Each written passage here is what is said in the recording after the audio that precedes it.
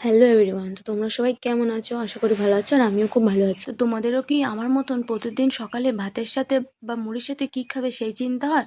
তো দেখো, আমি আজকে একটা রেসিপি নিয়ে চলে এসেছি, সেটা হলো পটল পোড়া।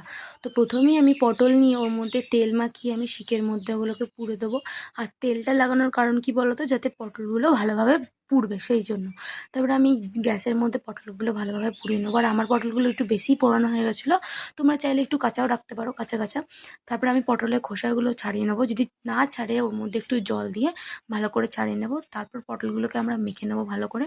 যদি বীজগুলো বাদ দিতে চাও তাও দিতে পারো, আর যদি না দিতে চাও তাও দিতে পারো। তারপর ওর মধ্যে একে একে টমেটো কুচি, পেঁয়াজ কুচি, লঙ্কা কুচি, নুন, তেল দিয়ে দেবো। আর যদি ধনেপাতা থাকে তো ধনেপাতাও দিতে পারো, আমার কাছে ধনেপাতা ছিল না তাই দিইনি।